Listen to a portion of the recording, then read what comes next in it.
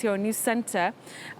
First things first, talk to us about this particular poll. Who are these respondents and how many were they? Well, this particular poll covered 800 respondents.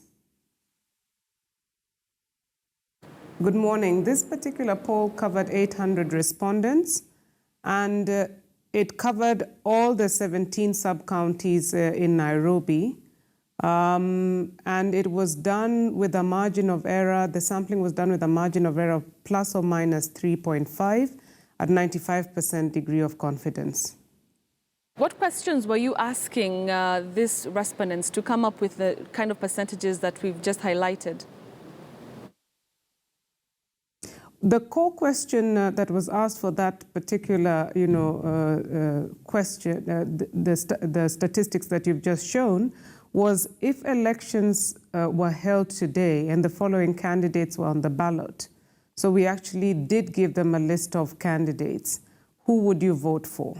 And that is when they picked the candidates that they would vote for if elections were held between Saturday and Sunday of this past week.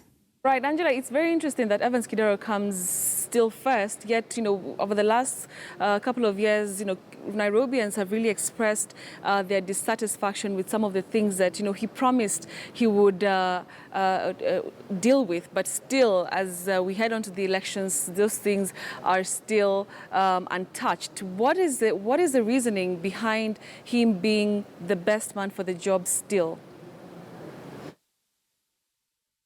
I think, Betty, this is the beauty and the importance of doing polls because, depending on where one sits, we have very subjective views of, what public affairs and public perception is. So that if you talk to someone who's probably sitting somewhere in the high echelons, then they're looking at things from a very different perspective from someone who's perhaps in the low-income areas. Now, what did the low-income areas perhaps what have the low-income areas and people living there accrued from this governor and this county government? One, I think, in terms of infrastructure, you cannot, take it away from the county government that there are things like street lighting have really improved, water and sanitation, bursaries for children, and those health centers that probably you and I don't visit are now well equipped. They have doctors, they have nurses, they have medicines, well, until the recent strike. So, the functions that the county government is meant to partake in by far and large, they have actually tried very much, or as best as they can, to do that which makes a difference, perhaps more for those people in the mashinani than would be for someone who goes to Nairobi Hospital and doesn't really care for street lighting and has always had water and sanitation and has children going to private schools, so they don't need the bursaries for themselves. That perhaps is the percentage of people that are then saying that indeed, for them, this is a county government that may not have done everything that they expected, but has done something and is a good start. Let's talk about this politically, and part of the list, the people who are also part of the list include Mike Sonko and Peter Kenneth. Now, Jubilee really has not come out to declare, or, nominations are still not yet done as to who's going to be really the person to contest for this seat. If one of them is, if, say, Mike Sonko is going to be fronted as a person to run for this particular seat, are we likely to see the people who were siding or supporting Peter Kenneth move their or shift their allegiance to the person who's going to be nominated or selected to contest for the Jubilee Nairobi gubernatorial race? I think, Betty, your guess will be as good as mine. I think what will determine whether the support is moved to whoever is picked as candidate will depend on how the whole process is conducted and whether there are no fallouts. So if the teams, work together and one candidate then perhaps endorses another, it may then mean that, the supporters of the candidate that is endorsing the other then support, whoever's meant to be running. On the flip side, you do find sometimes that if you have very loyal supporters and you then decide not to vie, and you ask them to endorse another candidate, because they're so loyal to you, they will become defiant.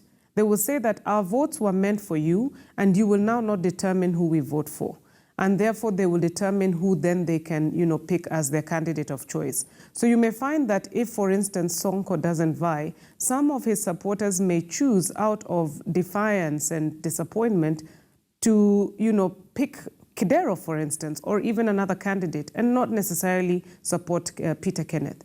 On the other hand, they may very well support Peter Kenneth if, the convincing is done in such a manner that they can see that there's something for them at the end of the road with their candidate not on the ticket. Angela, let's also talk about the other candidates. Miguna Miguna and Margaret Wanjiru are also, hoping to run for this particular seat. What is the feeling of people on the ground about them?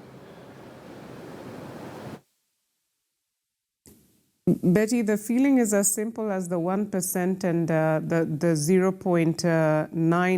0.9% tells us, because Miguna is at 1.2 and Margaret Wanjiru is at 0.9. I think that generally tells us that in the minds and hearts of Nairobians, they right now are not the candidates that they perceive to be the gubernatorial candidates of their choice.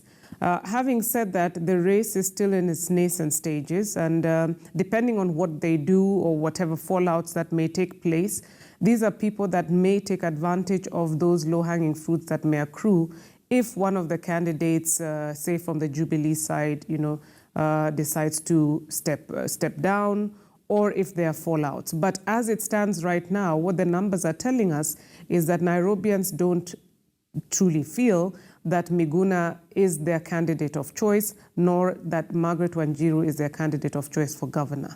Finally, Angela, let's talk about the 18% of undecided voters. That is quite a number. 18% is really, it's not negligible to whatever extent. Who are these people really? Who are these people who were interviewed, and what did they say about, there being, not having any candidate of choice already or still? Betty, I will talk generally about people who are undecided. And normally the people who are undecided, or the people who sit on the fence, are people who, one, may be suffering from apathy. Apathy in the sense that they have felt so let down, they've been feeling so let down by politicians, by the instruments of power, that they just don't trust in elections. They just don't trust that leaders make a difference, that new governments will mean, a fresh start. So those are people then who sometimes will be saying, I don't care, I don't know, and really I'm not going to do anything about it. I probably may not even vote. Then there's a second lot of people who are still assessing. They care. They're not like the first lot. They actually care, but they care and want to take time to synthesize the information and see how things pan out. Even in our own environments, in our own families, there are people who make decisions, like quicksilver, and then there are people who take time to synthesize. Some of these undecided voters are those people who are still saying, I want to wait and see. I want these people to convince me. I want to hear what they have to say. Then there are also those that, thirdly, are driven by or influenced by their parties. And because the parties haven't yet, started, the nominations haven't happened, they're, having a wait-and-see approach until the parties say this is our candidate of choice. And once that happens, then they would actually then, choose who to support. And finally, there are those who also will be looking at who is the running mate. Who are those people who are going to be forming part of your team, and especially the governor's running mate. Is it someone that endears to them? Maybe they may not like the governor entirely, or the gubernatorial candidate, but indeed that they feel close to the running mate, and they would make their decision based on who is picked as running mate. So those are some of the reasons that people are still undecided. And it's early times yet. So it's not too surprising now that you have 18% of people who are undecided on who they would vote for if elections were done on Saturday and Sunday.